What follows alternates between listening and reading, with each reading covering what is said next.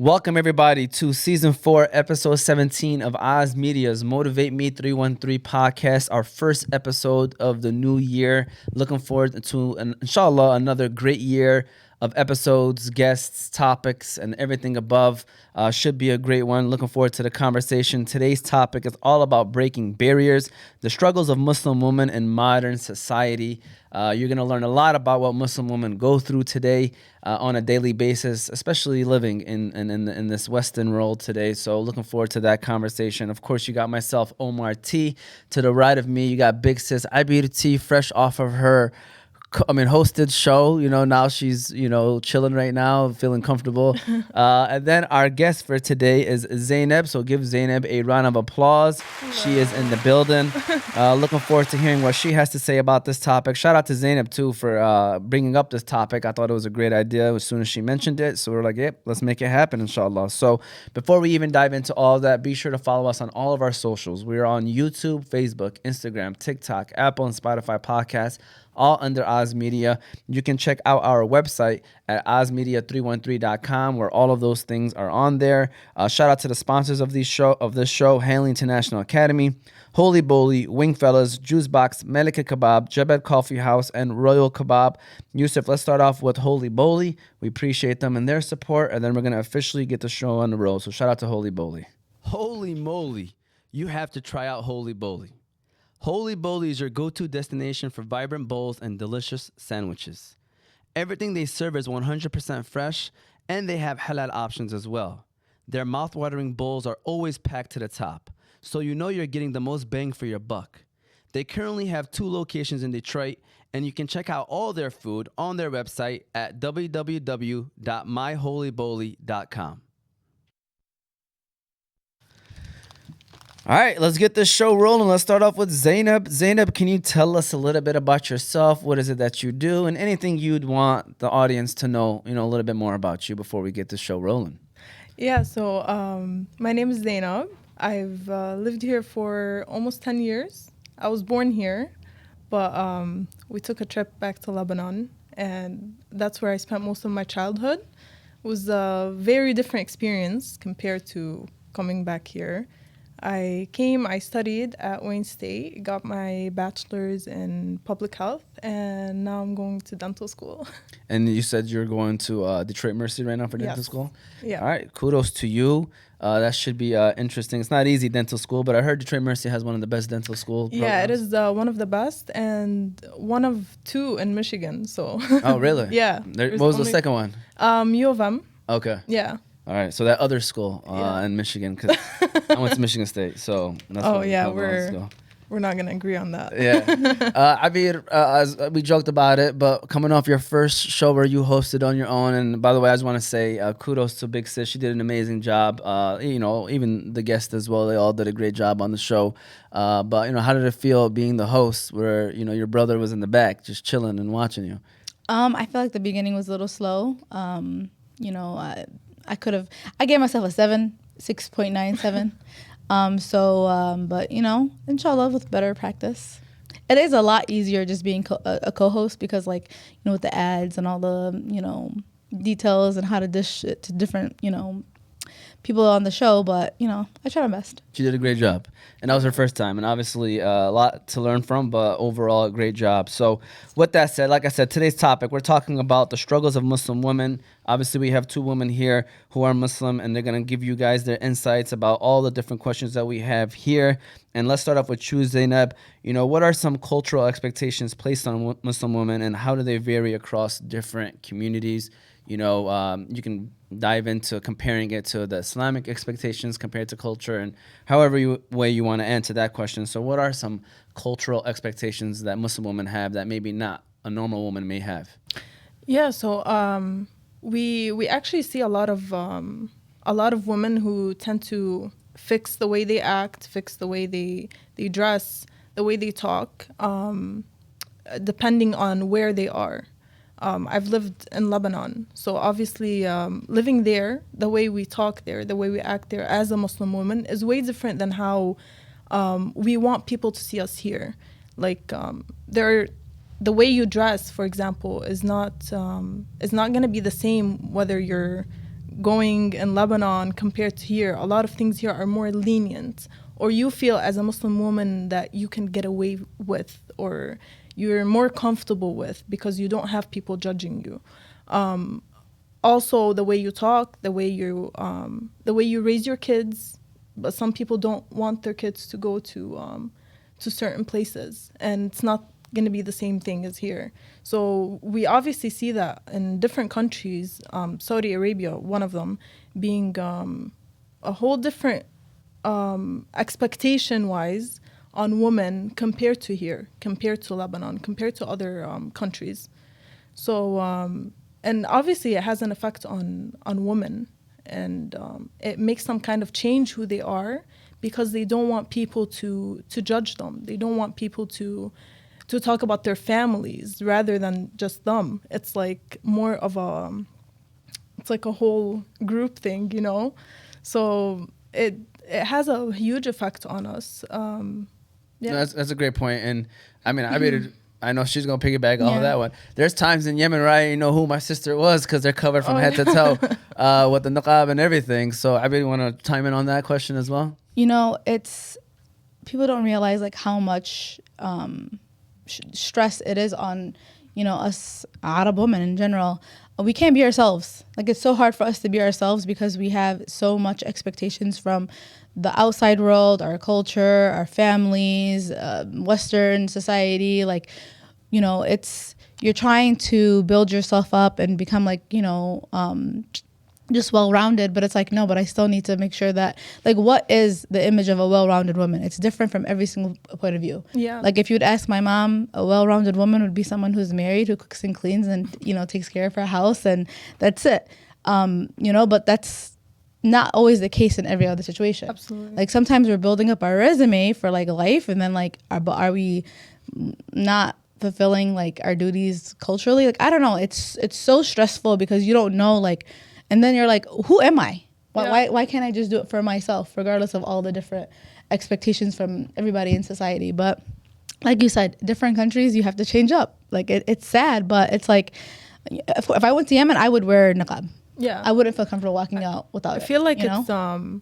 I feel like it's even worse that we're doing it to please society and cultural expectations rather than like religion, like what we're used to, what we like what we believe is there, but then you have to go around it because you also want to satisfy your assimilate. You want to satisfy your culture, which is, it's kind of sad, you know, like you're doing for your religion, not for anyone else, and we're like forced to just do it because of everyone else. No, one of my goals for this year was like, I want to live honestly. I want to live like for me. I want to be me. You know, and for, like I said, for years, like, well, like, it's like I'm trying to, you know, to fit into every single box, and it's like, I'm not a box. Yeah. I'm a circle. You know what I'm saying? So I can be me, and whatever the case may be.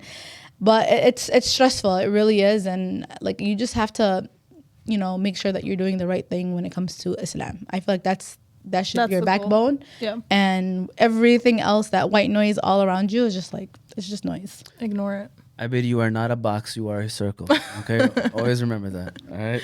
A triangle. I don't know, whatever. Kind of going off of that, I mean, it's kind of similar, but, you know, Muslim women get stereotyped both ways. They get stereotyped from Muslim guys, Muslim people, and they also get stereotyped from non-Muslim people. So, like, how do you navigate from all of that? Like, navigating through the stereotypes of Muslim men, you know, Muslim families, and also navigating through the stereotypes of non-Muslim people as a Muslim woman.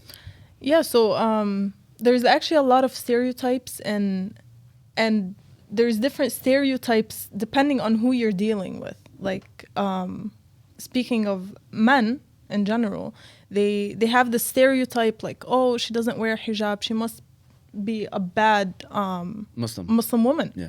Or she wears the hijab, no one has ever spoken to her, she's the girl that I want to be with. And then when they go deeper into like, oh, she wears the hijab, then they want to start judging the way she puts on the hijab. Like, how does she put it on? Does she show her neck? Does she show her ears? Does she wear short, long? And it's like, these stereotypes are absolutely wrong. Like, you can have a Muslim woman who doesn't wear the hijab, who fulfills all her duties and prays on time and knows God and doesn't do bad with anyone. And compared to, like, you might also have a Muslim woman who does wear the hijab, who might be away from her religion. Like, the hijab is not the number one. How am I gonna say this without The number one thing for people To look at. yeah, to look at. Yeah. Like, Judge this you is on. not. Yeah. You can't be judged based on your hijab, even though it's very important. But we can't keep doing this. Like, Yeah. we see a girl, we want to judge her by the way she's dressing, the way she puts on her hijab, the way she talks. This is absolutely wrong. As well as other people. Like, I have other people from my job who come in. They're non-Muslim, and they want to know more about this. Most of them, for the most part, they think that we're forced to put it on. Like, they're like, oh, but are you comfortable in it? Like, do your parents make you put it on? I'm like, no. Like, this is what I want to do. This is what I feel is the right thing to do. And obviously they get this from media, because there's a lot of people who portray the hijab to be like this, and it's absolutely wrong. Yeah. Abby, you want to chime in on that too? 100%. So you have non-Muslims that look at a Muslim girl and think she's oppressed, like, oh, she doesn't speak up, or oh, she doesn't, like, like, they feel bad for you. And then you have Muslims that look at girls and be like, oh, she's too westernized, she's too open-minded, she talks too much. Yeah. You know what I'm saying? So it's like, regardless of the situation, the stereotypes are there. Like, it's sad that even in your own culture there could be stereotypes. Like, there's times where I'm like, dang, I don't even feel Arab enough, or I don't feel American enough. And it's like, because of the expectations and the stereotypes of both. And people, like you said, like, they judge you on the way that you dress, they judge you on the way that you speak, they judge you on one experience, and they don't know you for who you are. Let everyone be. And you know what, this society lately, I feel like people just feel like they could share their opinion no matter what. And it's like about you, Oh, yeah. like, you don't have to share your opinion about Especially men. There you go. Can we get the first air horn? We got the first air horn of the day. Even if it's nasiha is not sharing your opinion in a negative way. Nasiha is like, hey, in Islam, there's different ways to do it. And if you know the person personally, but like, it's these stereotypes need to stop, because generalization is, the ithm behind it is huge. Yeah. Like, we're not even supposed to, like, assume something about anyone, or like generalize something about someone. So even after we've seen it with our own eyes sometimes, so it's like, we really have to be careful about, like, stereotyping people and putting them in categories, and you don't even know them deeply inside. You don't know their relationship with God. You don't know anything about them. Yeah, I was actually scrolling through TikTok on one of a very great influencer who wears the hijab, and all the negative comments are like coming from, I'm not gonna say men. They're like It's boys. okay, you can say man. Boys. Yeah. Okay. Boys, yeah. That are just like going on there. You're wearing your hijab wrong. I don't know what religion you're following. I don't know this. I don't know that. And it's like I don't get it. Like, just, this is not the way a woman wants to be talked to. This is not a way that God wants you to talk to women. This is not how we were raised, or we were taught. Like, this is absolutely wrong. Like, why this is a serious question. This may be a poll or something that you could. Why do you guys feel that you have the audacity to, like, comment negatively on somebody's post? Yeah. Why do you feel like you need to write that down? Yeah, there's one thing thinking it, and then there's the actual you thing for can- typing it out and then posting it. Right. Because like you said, there's so much ism with that, and what people don't realize is with social media, you don't know who might see that. It might be over 500 people that just seen your negative comment. Right. And you're gonna be, judged, or that's gonna come down to when you are judged, and that it's gonna be on you. You're gonna be held accountable for that. 100%. It's not like just me telling you this now. It's just you're putting it on social media. It's for the world to see. And that's why I'd be very wary of what you post online, because it will come back around. Oh yeah. 100%. And that's what people need to realize. But that's a whole nother conversation for another day. How Just be kind. Like, I Yeah. know this is so, like, it's so annoying, but just be kind. If you have nothing nice to say, don't say it at all. If you have a nasiha, send a message to that person personally. Like, don't do that. Yeah. Grow up. Kind and mind your own business. So you guys are kind of talking about it, but like now it's more about like how do you navigate through it? Y'all kind of mentioned it. So how does a Muslim woman kind of navigate through these society or these pressures, or while trying to balance the traditional values that you have with the modern society expectations? I know we're kind of talking about this before. We can even dive into family expectations, future spouse expectations, so how do you navigate it all, like as a person, and then maybe if you talk to your friends, how do they navigate through all this societal pressures? Yeah, so I feel like most of it does come from family. We obviously came from countries, I'm sure including yourself, that we weren't able to get the education that we are able to get here. That's one. So our families want us to be the best we can be. In their eyes, that's going to school, getting your degree, marrying someone, still working, obviously. To other families, it's the exact opposite. To other families, it's like, no, my daughter will be successful in her life if she provides for her husband at home, if she's just sitting at home taking care of her kids and not going to school. So it's like different cultures also have different expectations for these women. I came from Lebanon. My parents wanted me to be something great. They came all the way here to a life that they never thought they would spend the rest of their life living. And it's like, well, you have to do 1, 2, 3. And I'm just like, what if I don't want to do it? So I ended up going to school because I wanted to, and at the same time because they wanted to. They wanted me to go to school. So I went to school. Then I started, I was interested in like being an influencer and social media and all of that. And they're like, that's not going to get you what you want. It's not going to get you money. It's not going to... Not sustainable. Yeah, not sustainable. And I'm just like, but that's what I want to do. Like, so I ended up doing that and going to dental school. Like I got interested in dentistry, and I'm just like, I have to satisfy both parts, like both. It's very hard. It's like you want to do something that people don't believe that is the right thing to do.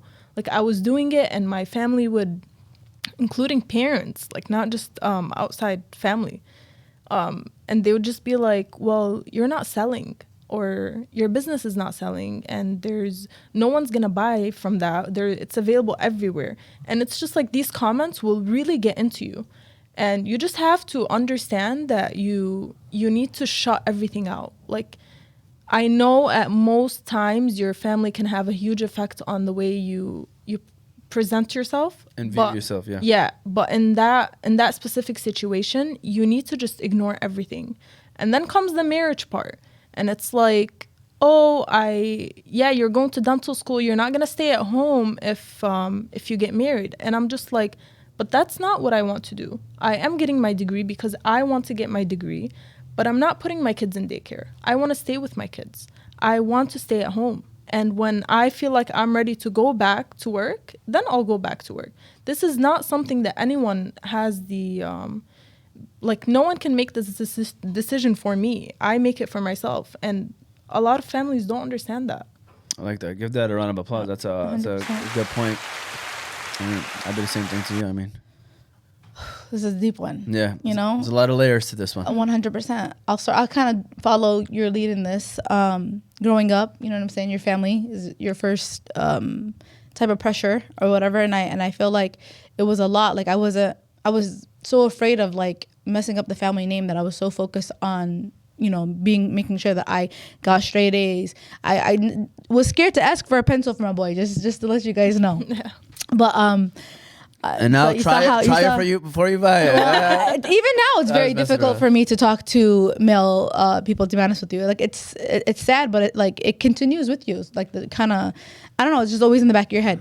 But anyways, so that pressure was already the biggest pressure. But then it was like, so in my situation, my parents wanted me to get married before I went to college. So then it's like, make sure, like, you can't cut your hair because your husband might not like it. And make sure you know how to cook, and make sure. So it was like I was getting all A's. I was making sure that I did everything that I could in school.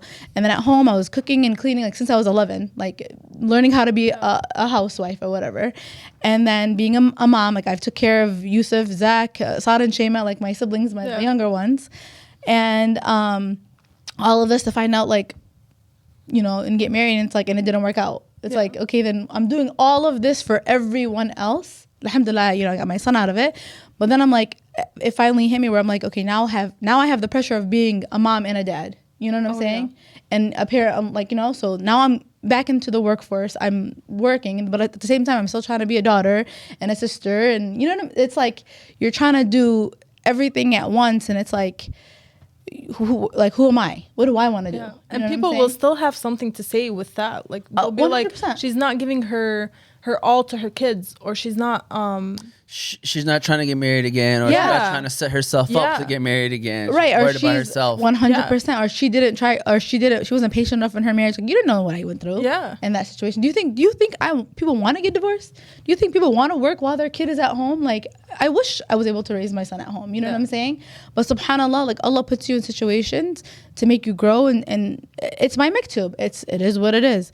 But it's like that pressure is still always there. It's like the more you become successful and like I know this is going to be kind of a taboo, but like, yeah, I'm building my resume as like a woman, right? But am I building my resume as a wife anymore? Like, no, I think it's getting further, you know? But that's society's pressure of still being able to live life to the fullest and you know, provide and, you know, live a comfortable life. But like, I don't know how to explain it. It's just the pressure is there in every aspect of your life, regardless of, you know, when you're young, when you're not young. But I think the biggest thing that you said that I want to carry on as well is like, you need to tune it out. Yeah, you need to. You need to really take care of yourself. You need to think about what will be good for you. You know yourself more than anyone. And if you can't make the decision yet for anything, wait until you know how to make the decision. Yeah, absolutely. Because, well, like, I feel like we make decisions sometimes to make people happy, and then we forget about yourself. Yeah. And then it's like you're going to, no matter what, subhanAllah, no matter what, it doesn't matter.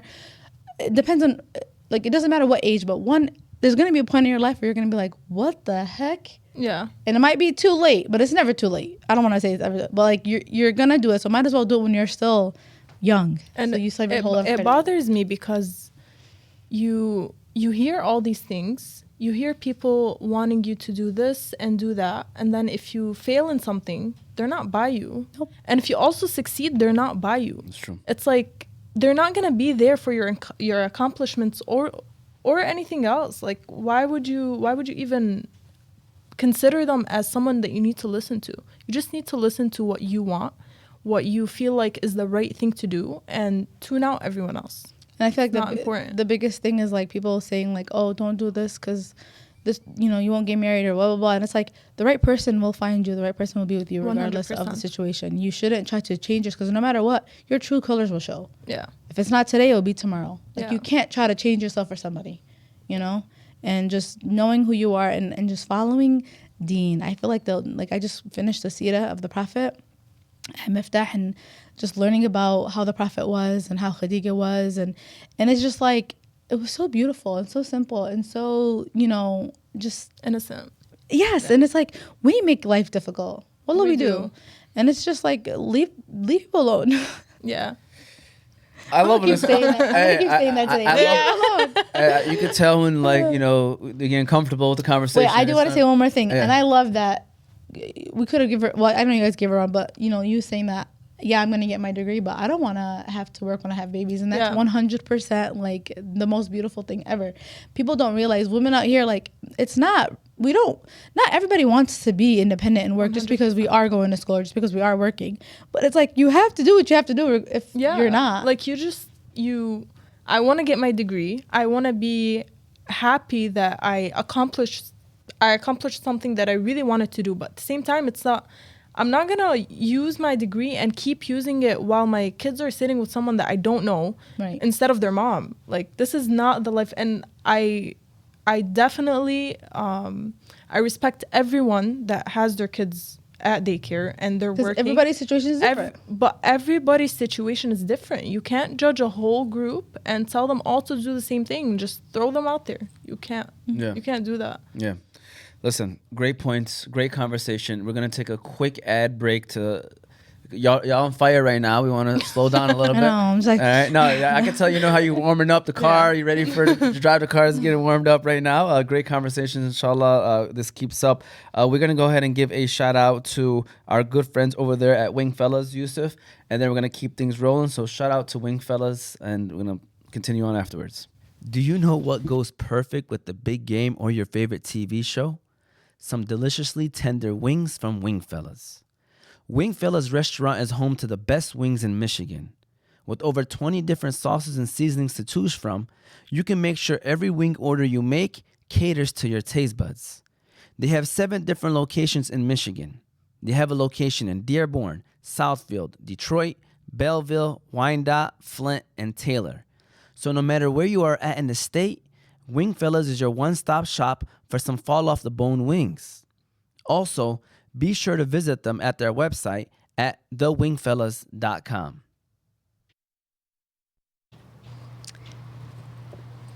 So I'm gonna have to take a little break. So I'm gonna take over for a second. So, how do you feel Muslim women are represented in mainstream media, and what impact does it have on us in society?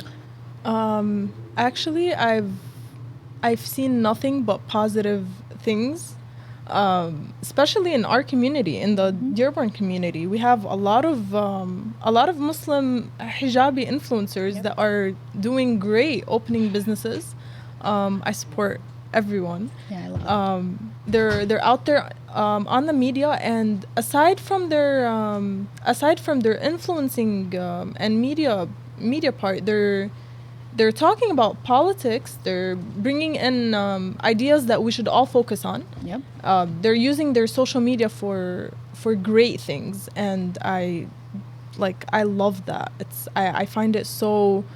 I think everyone should do that. I don't think that that we should, like, the way we have Batul Bazi. Yeah, I love her. She's her Instagram is fashion and influencing, and when she spoke about Palestine, that was amazing. Like, or when she spoke about Lebanon, and I feel like a lot of girls in our community look up to her as a Muslim woman, and you start inheriting their ideas, which is, so it's very important to put on the right ideas on social media, especially as an influencer, and she's like amazingly doing that. Yeah. 100%. No, like you said, women are becoming trailblazers. They're making movement in like politics, fashion, design, education, science, like Allah Mubarak. Like, I feel like it's beautiful. Even with the influencers, like, everybody's so cute, everybody's so put together. Like, it's so good seeing women that wear the hijab or not wear the hijab. I mean, just women in general that are actually making change and movement. Like my cousin right now, Aisha, she's in Jordan, helping out the refugees in Palestine. So, like, that came to Jordan, and she's living her best life. And honestly, I would have never thought, or she would have never thought too, that she would be able to have that, chance to be able to do that. Yeah. So, like, subhanAllah, like, it's such a great community when we're supporting one another. Yeah, and I think it's very important, because we have these little, like, barriers that we think are not okay, or we think are wrong. But then when we see these influencers doing them, when we see them talking about it, saying the thoughts that we were maybe scared to say, or not confident enough to say, and then you're just like, wow, like, this is exactly what I think, and then they end up reposting it, and it's like, it makes you more comfortable talking about stuff that you need to talk about, talking about stuff that might be, like, hidden within our community. I know there's a lot of topics in our community that we don't really speak about because we're scared of what others might say about us, or what others might look at us with that thought.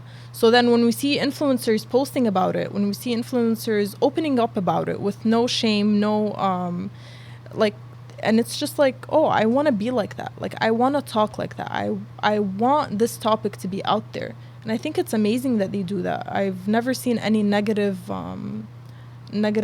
things from any influencer in our community. Well, like you said, the small businesses, like, mashallah, like, it's such a great great thing to see. The community is just, it's blossoming. And like, I just wish it was just always like a support based, you know, 100%, community instead of like the knocking. Because I feel like we would be, if we were like one, wallah, we'd change the world. Yeah. And let's face it, we live in America. Yeah. Okay? We have to be able to speak on certain things. We have to make sure that we have our imprint. We have to make sure that we are a good representation to the younger generations to come. Because at the end of the 100%. day, like, if we had, imagine if, well, I mean, I'm a little older than you, but like just knowing if I had older people that I can look up to like that, you know what I'm saying? Like how powerful. So like every generation, we want them to be better than us. Yeah. So I mean, I think that there's obviously a negative part, but we're gonna stay positive on this one. Yeah. No, yeah, and so I'm gonna try to spin that as well, the positivity, because obviously with this question, I know it's focused more on Muslim women, but just in general on Muslim people, growing up, there was really no influencers. There were no outlets for us to see a positive light on who we were as people, especially right after 9/11. It was like everything that was being out there, the movies, the news, whatever it was negative. Muslims terrorists. That was like we correlated with one another. So with the influencers, kind of what drove us, to do what we're doing here. We wanted to be able to shed light on the positive things that are happening in the community, the people who are doing great things. We want to, bring them on here and have conversations. And it is a breath of fresh air. It's something that we weren't used to growing up and seeing. It's great. I love it. I love every single part of it. Like you said, it's amazing to see. It's very positive. I think as a community, as long as we clean up a few things here and there, we can, like Abir said, I think together we can be dominant. We can achieve any goal that we want to achieve as a community. Because now we don't just have doctors or people trying to become nurses. Like we have people who are in the media field. We have people who are influencers. We have people. So, we can now, like if you were to ask someone, what would it take for a community to make a difference, to make a change? You need people in the right places. Yeah. Now we have people, elected officials. Our mayor of Dearborn, Muslim. Our mayor of Hamtramck, Muslim. Mayor of Dearborn Heights, Muslim. So now we have these decision makers and people who are in the right places to make a difference, and that's what it's all about. Yeah. And I want to add one more thing to this is that, when we're positive and we're kind and we show up and we're educated, like the non-Muslims that like when they hear about a Muslim, they think terrorists. Like you don't realize it's kind of da'wah in a way of being that kind person, because let's say like not in the room, maybe a room of all non-Muslims, and somebody starts talking about like, no, my neighbor is Muslim. They're so nice. They're so kind. Or no, I did business with a Muslim and they're the most honest, people to do business with.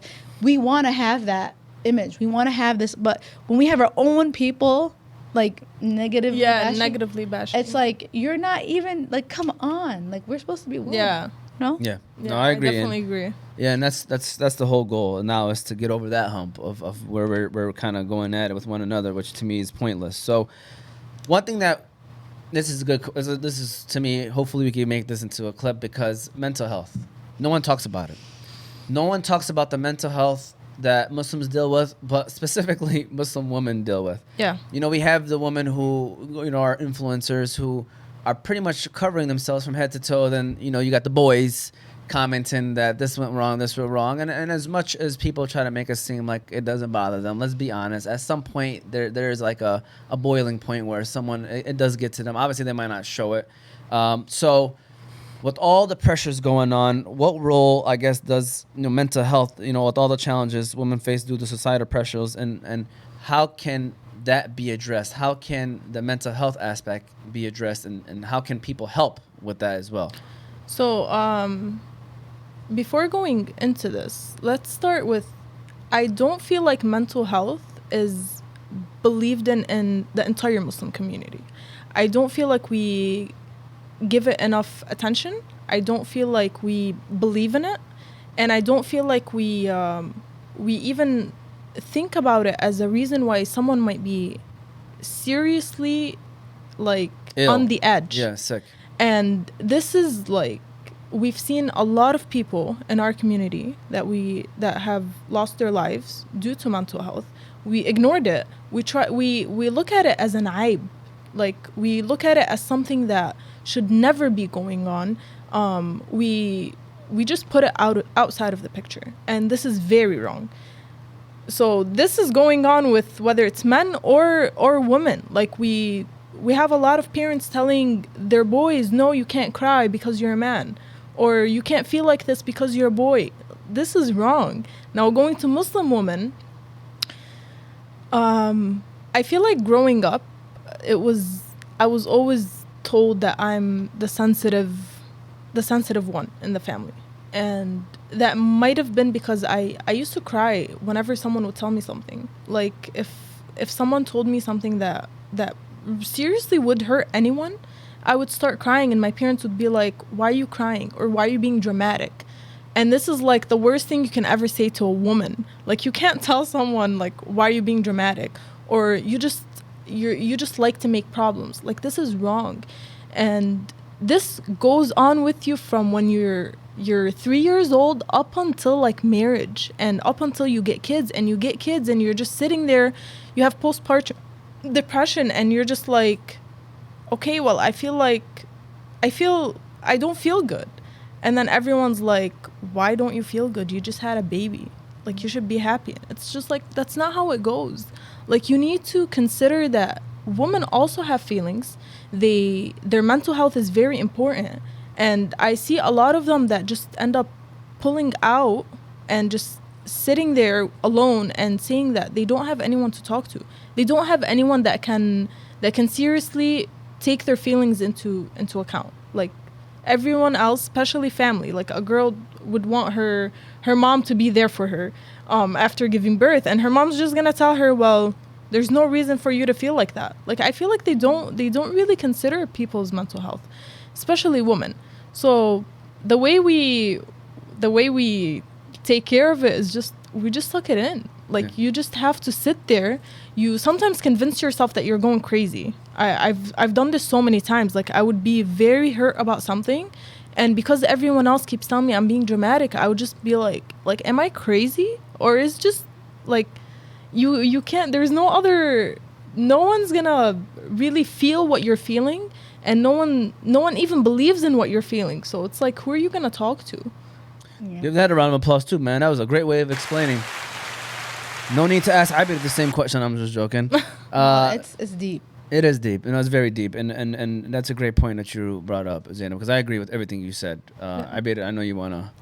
You know, with our parents coming, like us being first generation too, like they see everything as an opportunity. Like, what are you complaining about? You know, because they went through a lot, or they feel like they went through more than what you went through, or especially if they went through it, it's like, I went through it, so why, you know, you can do it too. You know what I mean? And like, listen, I think the best way. And then also with mental health, there's so many avenues of mental health. Like, it could be, depression could be seen in so many different ways. Anxiety can be seen in so many. Somebody can be laughing and being the you know, the life of the party, or whatever the case may be, and deep down inside they're like lonely as hell, and they don't really like know how to deal with it, so they deal with it by just laughing, you know, things. But it could show with their physical health, and then, you know, it's very, you can't show up for other people if you're not showing up for yourself. So I feel like the biggest thing, that my advice for anyone going through anything, and just like, and you know, everybody, I feel like everybody goes through something. Everybody, I don't care who you are, everyone is going through something. It's just, you know, making sure that your relationship with Allah is the strongest relationship, and knowing that even if there's no one to talk to, Allah is still there. You can make dua, you can get through it. Find even if you don't have, like, sometimes, subhanallah, it's hard for you to even have that relationship, so ask first Allah for the relationship with the Quran, for the relationship with, you know. And then there's times where, like, we doubt ourselves, and we're like, we're not worth making dua. Like, no, like, fight for it, fight through it. And subhanallah, like, it's an ease that comes from no one else but God. Literally. So, like, I know it's hard to say, and I hate being like this person, because I know everybody goes through something. I don't care who you are, everybody's going through something. And mental health is real. And, you know, anxiety is real, depression is real, all of that is real. But we have to learn how to center ourselves. That's why Allah gave us deen, you know, and gave us the Prophet sallallahu alaihi wasallam. Even the Prophet sallallahu alaihi wasallam solitude himself on Mount Hira. So, like, you have to do certain things that help you cope. Like, you need to find what that is. And people need to be okay with whatever you need. Like, I always need to recharge my battery. There's times where I'm like, if I'm with my like around people too much, man, I need a alone day. You know, like, subhanallah, you need to find what you can do to help you. and not worry about that noise. Because I'm telling you, like, it does get you. When people's comments, they do get you. But you get to a certain point in life where you're just like, I don't care. I only care for the comments of people that I love, you know? And sometimes, like, those comments are even harder, Yeah. you know, from your loved ones. But you have to know that, you know, at the end of the day, we're all gonna, you know, pass away. And life is a short period of time. Do the best that you can during that time, and just make sure that you have that relationship with Allah and you won't feel alone. Before ending this topic, I feel like anyone who believes in the Quran, anyone who believes in Islam in general, should definitely believe in mental health. Yeah. Believe in the effects it has on people. Believe on the idea of just having sabr. And people are not going to feel okay all the time. People are not going to take your word and just throw it out there sometimes. Like, we need to be very mindful of what we're saying to other people. We're all well aware that tomorrow might not be there. We, like you said, we might not be there tomorrow. Like, I personally never go to sleep if someone's mad at me. If I know I wronged someone, or I misjudged them, or I didn't talk to them about something, I need to do it before I go to sleep. Like, this is the only way I'm like relieved and I'm at peace, just knowing that I've never wronged anyone and I'm sleeping on that note. Because you're never promised tomorrow, and you never want to face Allah subhanahu wa ta'ala knowing that you've wronged someone. And subhanAllah, that Allah will forgive everything, but when you wrong someone, He's going to make you deal with them. Oh, yeah. You know? Yeah. And then, like, it's just, we have to be very mindful of, like, how we make people feel. Yeah. Like you said, like, wallah, like, it's just... Especially parents. Yeah. I can't stress this enough. Your kids get their confidence, get their entire personality is built on how you portray them. If you portray your kids as someone who's like, if you're gonna make them just feel insecure all the time, they're gonna grow up to be like that. If you put that confidence and feed them that confidence every single day, they're gonna grow up to be confident. Like, I grew up with all my family being around, and it was like a mix of both. And when they would tell me, oh, you're starting to gain weight, cut that weight down, and it's just like I was just saying, yeah, and it's just like, come on. And then you get skinny, and then they're like, you're getting too skinny, or you're not eating. These little comments you think don't get into kids, but they really, really have a big effect on them. And that's just like one small example of so many others. You know, there's a bunch of studies that say that your parents, the way that they talk to you growing up, becomes your inner voice as an adult. Yeah. That's that serious. Yeah, it's very, and you start to become like them. Like, growing up, I start saying things that my mom used to say to me, and I'm just like, I can't become that person. Yeah. I can't become that. Like, I love my mom. I love everything she does, but the older generation just has a different look onto things. They think it's okay. Is gonna make you better. Yeah, they think like giving you these negative comments are gonna make you better, which it actually does the exact opposite sometimes.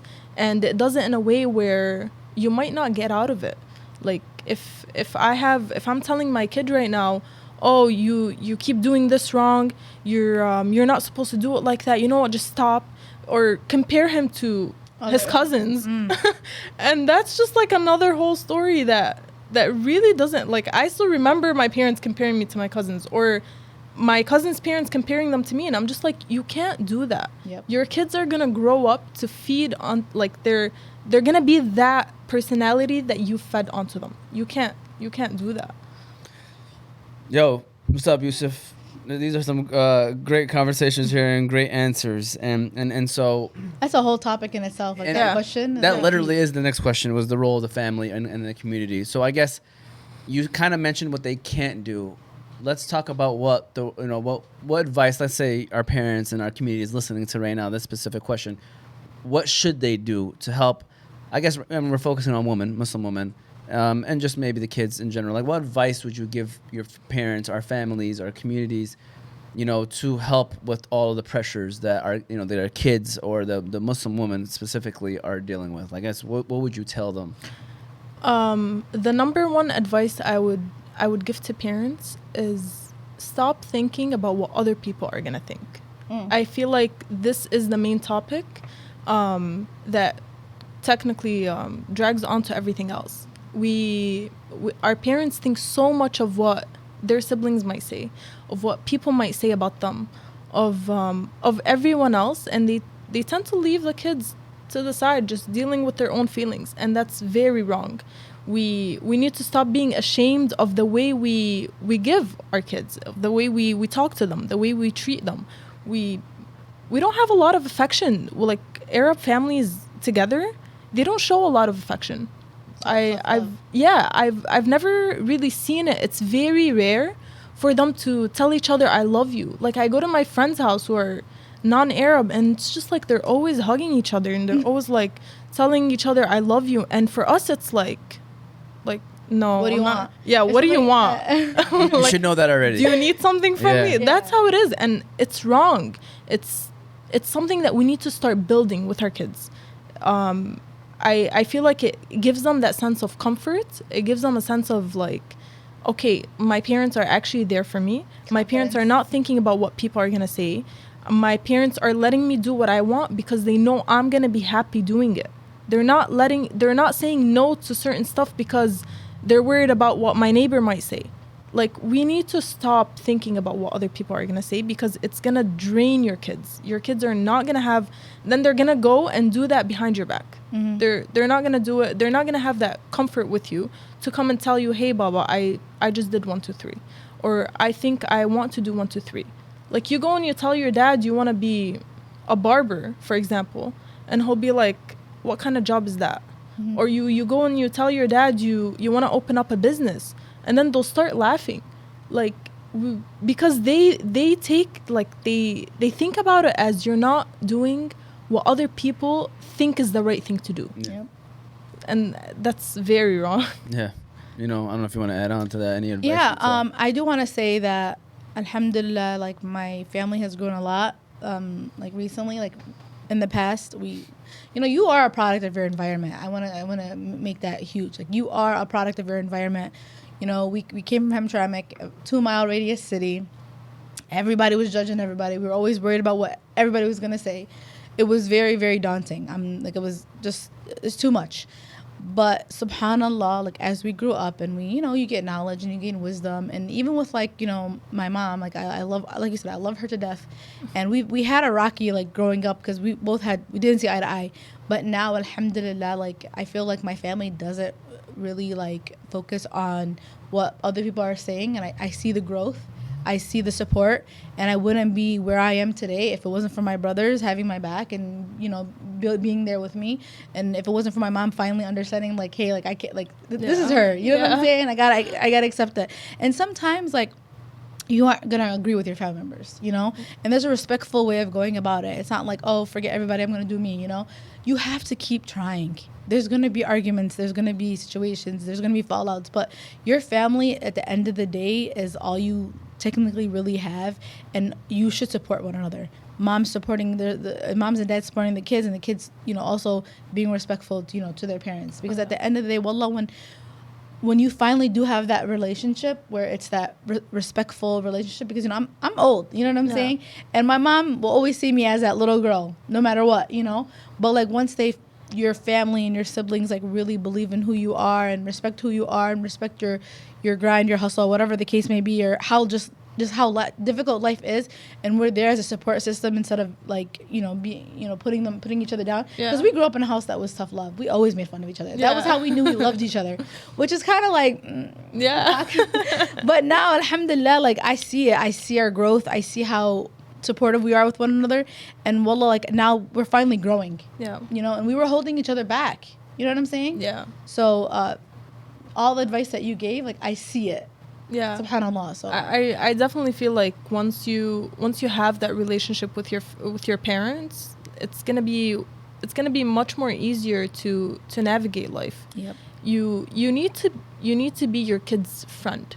Yep.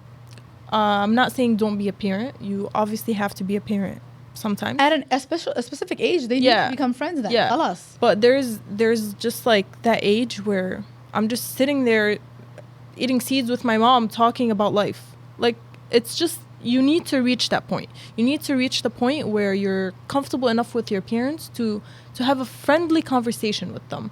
Not feel like if you say something, They're gonna yell at you. they're gonna yell at you, or if you say something, they're gonna start judging you, like, Or make fun of you. Yeah. Or laugh at you. yeah. There's nothing like eating seeds with your mom. Oh, yeah, 100%. Don't be do that. Yeah. yeah. Or I said, Yeah, you sit there talking while the cracking the seed shell. Shout out to these ladies are funny. answering these questions actually That was even beautiful. greater. Yeah, no, even better than what I even had envisioned as well. So we're gonna run our last ad of today. Believe it or not, we're moving into the last third of the show already. So shout out to Hanley International Academy, Yusuf. Let's give them a shout out, and then we'll keep the show rolling. So shout out to Hanley International Academy. Let's be honest. If you're looking for the place that has the best K through 8 school for your child, then the choice should be easy, and that's Hanley International Academy. Hanley International Academy is a school that treats every student and staff like their own family. It's even in their vision statement, educating your child like our own. The academics there are great. The athletics there are great. Thank you to the staff and administrators at Hanley for educating our leaders of tomorrow. To learn more about Hanley, you can visit their website at hanleyacademy.com or call them at 313-875-8888.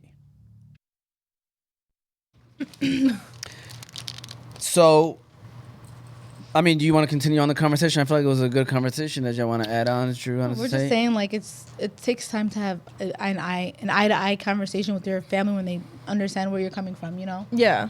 I was just I was also telling her that sometimes you can't force your idea onto your parents, but there's at the end of the day, it's what you want to do. If they love you, if they respect you, if they're willing to understand you, they would definitely like be okay with what you want to do. Sometimes it is hard because there's cultural expectations, and that comes from people pressuring them. It's not them just pressuring you. It's like everyone else is like, oh, this is the daughter of I don't know who, she has to be a doctor or a lawyer, and I'm just like, that's not how life is. Like, and this is not, because we've had a couple shows in the past and people be like, yo, why you got people there saying that they shouldn't listen to their parents? She's not saying that. She's obviously saying come to one to where try to come to an agreement with your parents and get that blessing and from your parents 100%. with whatever it is that you're trying to do. We're not saying do whatever you want to do. Don't listen to your parents. Yeah. There are people that can kind of twist that. I've had that in the past, and I'm like, That's guys, true. that's Yeah, not what no. people are like. They see a 20-second clip and they think that was the whole show. yeah, no. You know, so just want to throw that out there as well. You know, we encourage you to get the blessing from your parents, and there's ways of doing it. Maybe And it if takes you need time. help, call us. Yeah, it does take time. Definitely, listen, it takes time. Yeah. you Yeah, know? it does. But subhanAllah, your parents do love you. At the end of the day, they love you. They're gonna challenge you. trying, the way that they're coming to you with what they know. Yeah. You know, and it's not what you know, and we can't sit here and say, oh, we know more, you know, but we know different things than what they know. Yeah. You know what I'm saying? So it takes time to like mesh those two things together. Yeah, you need to understand that the way they're thinking about stuff is they're relating it to what they've seen. Mm-hmm. They know, for example, a person that opens up a business in their time, okay, is not someone who makes money, for example. So then they come and they start applying it to their kids, and it's just like what we know is that it's a great thing to do, And it's okay to fail. amazing, and it's okay to fail. And a lot of people open up a business and it doesn't work out, they close it, they open up another one, and it just like blows up. Yeah. And you need to understand that they think about life differently, they see life differently, and you need to come to a decision that we don't have the same thoughts, but we respect each other. We respect each other's thoughts. Yeah. So I know this is kind of shifting from the conversation we were just having, and it kind of relates to what you were saying with Bazi Batul and kind of Muslim women using activism to challenge the stereotypes and advocate for their rights. So, how has that been happening? How do you feel like what's been going on with Muslim women these days, being activists and kind of showing people what they actually stand for as Muslims, or even standing for the people, our people back home? So, that trend that's been going on. What are your thoughts on it? And do you see that? Do you see the woman being activist as a good thing? Is that a bad thing? Like, what are your thoughts?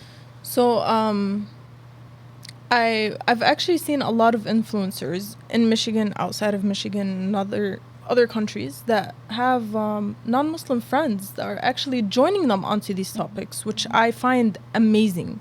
It's we obviously don't want people to think any bad of us, but there's always going to be someone who's going to come and make a comment and say, well, these people think 1 2 3 when we don't. And seeing them going out there protesting, talking about these topics online with millions of followers is amazing. And then seeing that they have their mutual friends with like people who don't understand us, or who are not from the same culture or same religion, is also amazing, because then you build these thoughts into that person, like, hey, I'm not a bad person. This is who I am. I'm 1 2 3, and then they'll take a different idea of what the media shows them. Like, they're gonna come and say, oh, like, they're not actually like that. I've hung out with them. They're amazing people.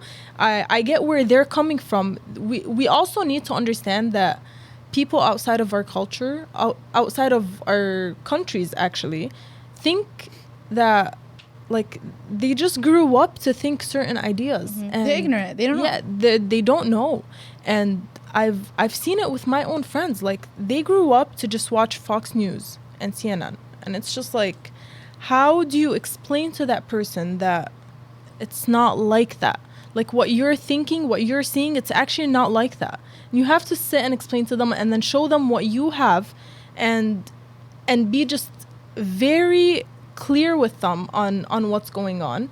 And they end up switching, or most of the time they do, unless they're like seriously ignorant. The younger generation, like, wallah, kudos to them. Like, they're opening up. Yeah. You know what I'm saying? Yeah. It's the older ones that have been years. Yeah, exactly. Yeah. And that's why we see a lot of, I've been to a protest in Chicago, and it was all non-Arabs. Wow. Like, for the most part, it was just non-Arabs. And I'm like, I'm so happy to see that, because I want people to start watching, to start seeing the media, seeing other people's opinions and what other people have to show us. Like, you can't just stick to what you have and what you see. You need to be open to everyone else, so you can pick then what's right and what's wrong. I love that. And I mean, do you want to add on to that? Yeah, I do want to kind of give a shout out to Muna Maudi. She's starting the Muslim Coalition in Michigan. So basically, she just wants all Muslims to have one point of view. Like, she wants us to get together to think. So when we do vote and when we do make decisions, we're all on one page. And that is a difficult task, but she's working hard and she's trying her best. So I feel like that's what we need to, as like Muslims, we do really need to get together and really be like, and inform one another and teach each other about the whole, U.S. politics and decision making and what we can do and what we can change, and be on the same page. Because it's embarrassing, like, wallah, when like you have only the influencers kind of like sharing our story, or like trying to like reach those certain groups of people, but like when we can be a huge movement in ourselves. Yeah, you know what I'm saying? And we, as Muslims, as Arabs, we need to stop going against each other. It's like, I barely see it, but when I do, and it's just like, why should we ever be doing that? You have your opinion in politics, I have mine, even though I believe there's one opinion to have when it comes to certain topics. But it's just like, we can't be against each other. Like, this is the time where we really need to be just one all together and having the same goal. Like, we can't, this is not the right time to be against each other. This is not the right time to point fingers at one another. I think it's very wrong, and we shouldn't be doing that. I love that. Yeah. Give that a round of applause, Yusuf, because You know, we've had a couple people on the show lately. We kind of addressed those kind of conversations, how we need to all come together at this point of time, and I agree with that. Especially 100%. in America. Yeah. You know, we're stronger together. And like we want to be a part of America. We bring, you know, good to America. Business, knowledge, whatever the case may be. We want to be an equal, you know, part of America. You know what I'm saying? Yeah. So it's like, but we need to do that together. Yeah. So, personal experience that highlights the pressures you faced as a Muslim woman. I know y'all kind of been doing it throughout the show. Yeah. Is there like a story time, or you want to tell us an example of like something that you deal with as a Muslim woman that a normal or a different woman in general, non-Muslim, or even a man would never deal with? That can give an example so that people can understand, like, dang, like they deal with that too, you know? If you have a story right now, I know I probably should have prepared y'all for this while the ad was running. Do you have a specific story, Zainab? I actually have a lot. Yeah. It's like what to pick. Yeah. Yeah. Just give me an example of something that people can be like, man, that's crazy. Yeah, I think the only people that would have an effect on me personally when it comes to these topics are my parents. Again, I came here at a young age, so I didn't know what I wanted to do. I just knew that I had to be a lawyer or a doctor. And this is not because I wanted to. In the beginning, it was just like, well, what else can I be? Like, I had to be one of these two. And I feel like it's because our parents put that into our heads. Like, you're either a doctor or a lawyer. There's no in between. And then, so I started exploring. I'm like, okay, let me go into pediatrics. Let me see how it is working with kids. I love kids. I didn't like it. And then I kind of shifted into different things. And then I started seeing these influencers go on Instagram and TikTok. And I'm just like, I like what they're doing. Like, why can't I do that? So I started my own brand. And then it was very bad in the beginning. What is your brand? It's a clothing brand. Oh, cute. Yeah. So I started that, and I've heard a lot of things with my parents. There was so many negative comments. So many like, oh, like you're not gonna succeed. This is not gonna work out. You're not gonna feed your kids using this. I'm not gonna say I ignored. It was a very bad time, and sometimes like any little comment can just make you break down. So I went to my room. I was crying while I have like boxes of shipments coming in. I'm just like sitting there crying.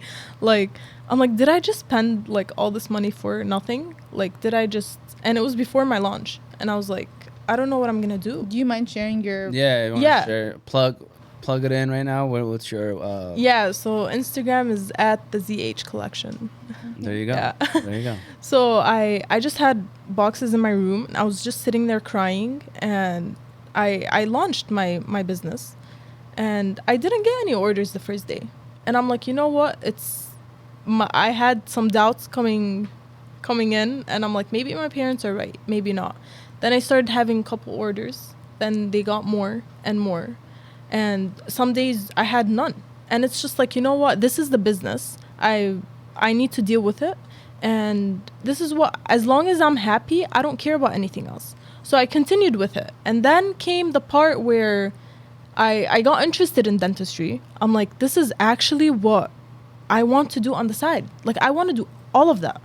And my mom was just like, no, you just have to do this, because your business is not going to work out. Like, you need to forget about it. And I'm like, I'm happy doing both. Like, let me do both. And they were against it for the longest time, until we came to an agreement that this is what I want to do. You're draining me by telling me that something that I really want to do is not going to work out. Like, it's not helping me mentally. It's making me actually hate anything else. Like, you telling me no all the time is making me hate everything else. So we got ahead of that part, and then comes the marriage part, and the pressure your family have on you is like, no one ever gets you ready for it. Mm-hmm. And they're just like, oh, well, you're getting picky. The older you get, you're getting picky. And I'm just like, I'm not getting picky. I just need someone to understand me the way I want to be understood. I'm like, you can't find that anywhere. Like, it's not like someone just knocks on your door like, hey, I'm gonna be your husband. You just have to say okay. It's not how it works out at all. So I told them, I'm like, just let me be picky. I'd rather be picky and pick the right person than just pick anyone and it doesn't work out. And it doesn't work out. So they're like, okay. And then once I tell them that, hey, I might have found the person, but I just want to let you know that once I get kids, I'm not going to be doing this. Once they go to school, then I might start going back to work. And that's where the big but if surprise your face comes on. Can like support you, then it shouldn't be. Yeah, it shouldn't be a problem. But they just want that idea of like, my daughter is who I pictured her to be. Yeah. And this is very wrong. I told them, I'm like, hey, I'm getting my degree for me, not for you. As long I just want to hang it up there and just look at it. Like, this is what I want to do. No one can ever change that. And we spoke about this before. I'm not the person to have my kids grow up without me, because I've grew up being there and here and school and whatever. And sometimes, like, I wanted the attention my mom gives me. I craved that. And I wanted the attention that my dad gives me. I didn't want to be at school all the time. I didn't, like, they have time to go to school, but once they're in those toddler years, and You can't get them back. Yeah, you can't get them back. And I'm just like, I want to have them with me. At the end of the day, what I'm doing, what I'm achieving, is because I want to build a family that I want. And I want to build it the way I want it to be. And this is why I'm doing this. So obviously my kids are gonna be before anything else. And that was my goal. And whether they agree with it or not, obviously they respect it. They might not agree with it, but it's what I want. I love that. Abir, you want to add on to that in terms of just like personal? Just, I don't know. It's like my... Abir's life just flashed before her eyes. Wallah, all the moments. I just wish I was a little bit more stronger when I was younger on decisions that I want to make. And I wish I was picky. Yeah. So you're like, alhamdulillah, you are on that. You have that mindset. We all need to be picky. And everybody's deserving of whatever they want. And subhanAllah, like if it's not... you're not going to get everything that you want. You can't have like everything on the list. Yeah. But there's certain principles that need to have 100%. And wallah, like kudos to you. And people need to do that. And no one should make anyone ever feel like bad for having those, expectations. Because that's who they're marrying. That's your person that you're going to stay with the rest of your life, inshallah. Yeah. So you should have some non-negotiables. Yeah. I don't know. I feel like my whole entire life I lived it for people, and that's all I'm thinking about right now, and that's it. I don't want to get into details. Yeah, no problem. And I wish I lived my life for me and not for everybody else, and I feel like that's what I did for most of my life. Yeah. And as brothers, I know that we were part of that problem sometimes too. I forgive you. Yeah. I was gonna say, can we get forgiven? No, believe it or not, like ever since I was young, like I love my brothers. I grew up with my brothers. My sisters are 7 and 10 years younger. Now I'm like hanging out with them. They keep me young, you know. But they keep me on trend and all that. But my brothers, I grew up with them, and like when I was like before I got married, like, I'll never marry anyone unless like he's cool with my brothers. You know what I'm saying? Like my brothers are okay with it. But like, my dad, Allah yarhamah, like he wanted me to get married back home. Like that was his thing. He's like, no. And then how are they gonna know anybody back home? You know what I'm saying? So you're trying to please like everyone. Yeah. But I love my brothers. They saved me from a lot, and they protected me, and I was very sheltered, and I appreciate that. Wallah, when I look back, I appreciate the sheltered part. It was just, Yeah, I think most of the time these comments come from protectiveness rather from anything else. Yeah. 100%, that's what it was. Like especially when it comes from men. It's just like they want to protect you. They might be doing it in the wrong way, or in a way where it might be hurting us, but their intentions are to protect. Yeah. Like a man naturally is just a protector, and he wants his sister, keyword, his he wants his sister, his wife, his daughter to be protected, and he feels like this is the way he can do it, this is the way he was taught to do it. So like when it comes out, and it's just like, to us we might take it in a different way, but to them it's just they're trying to protect. And I know that was the case. And I just want to say this before we move on to the next question, is keeping up with trends, you know, and you know, our younger sisters, I'm glad that they're doing that, but they probably should have told you that the black trench coat with the black scarf is the trend that you need No, this is a classic. No, I'm just messing around. Black is, I always wear black. Yeah, for sure. I love black. I'm wearing black too right now. So this is more of the like a wrap up of what changes do you want to see in society to better support Muslim women, just overall in general. I know you kind of gave advice to family members and to community members, but in society overall, how can society and everyone support Muslim women in the future? I think we should start making more positive comments. The negative comments are not getting you anywhere. Once you're putting that comment out there, it's there. It's not going anywhere else. Be more mindful. Be more understanding. Stop caring what people think. It's not. You're not living to please people. You're living to please Allah, and that's the only person. That's the only thing you should be living to please. Nothing else. So the negative comments that are just being put out there, it really has a huge effect on people, especially influencers, that their entire life is on social media. And we need to start from there. And your parents really need to understand that their kids are young. They're their kids, and they're gonna have different thoughts than they do. We need to act, and we need to give advice because we want them to be better, not because we want other people to think that they're better. We need to really stop thinking about what people think. Men in general. Air horn. Should we do the air horn? Yeah. Go ahead. Men in general, you need to just like think of a woman as as the best thing that could ever happen to you. Like, think of her as a trophy.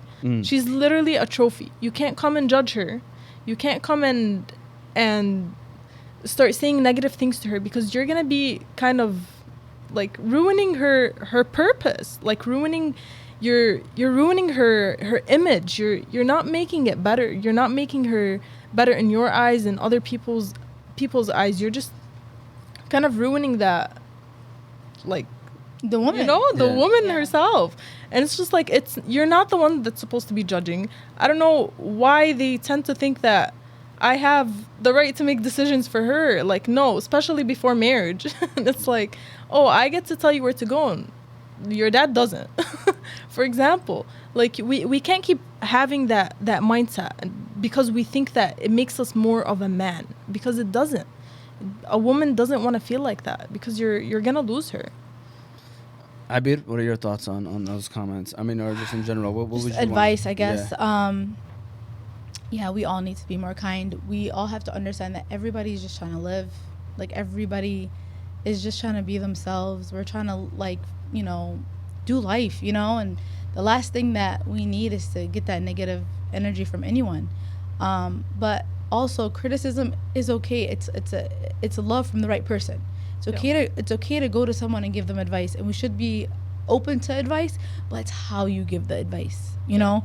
And I feel like that's like the biggest thing, because like a lot of the new generation, they don't want no one telling them what to do, you know, or giving them any advice, and they get hurt or whatever. But at the same time, it's like, I tell my students, I teach, you know, I'm a fifth grade teacher, and I tell my students, when, like, you know, if they're not doing something right or whatever, they get mad. And I'm like, why are you getting mad? I'm trying to help you become better, you know. It's just the approach, I guess, that you can take it. So it's okay to give advice, but you need to give it in the right way. And at the same time, just people need to understand, just be nice and let people make mistakes, let people learn. Don't, you know, half of learning and half of being like, you know, just learning in general is listening. You know, know when to speak and know when not to speak. Yeah. I feel like that's the biggest thing. 'Cause sometimes we share opinions that are not necessary, especially if we're putting people down that we don't know. And just, like you said, families, for 100%, be there for your siblings, for your kids, for your cousins, for your nephews, nieces. Be there for them. Like, be their mentors, help them, especially, you know, be that listening ear, because everybody needs somebody, and it's better for you to get advice from your family than a random, you know, person. So Yeah. be open-minded in that aspect, and just like I said, be kind. Wallah, we don't know. We don't want the last thing that we say. What if this person that you just gave a negative comment to ends up killing themselves? Yeah. Do you want to carry that? Like, what if that person's on the edge? You know what I'm saying? And you're the reason why they're hurting themselves. Or you're the reason why they're like, it just, you don't want to be that person. You don't want to be that person. And life is too short to be negative. Yeah. 100%. Shout out to these ladies. Did an amazing job so far today. I just want to quickly say, before we give our final word, final comments, you know, be sure to follow us on all of our socials: YouTube, Facebook, Instagram, TikTok, Apple, and Spotify podcasts, all under Oz Media.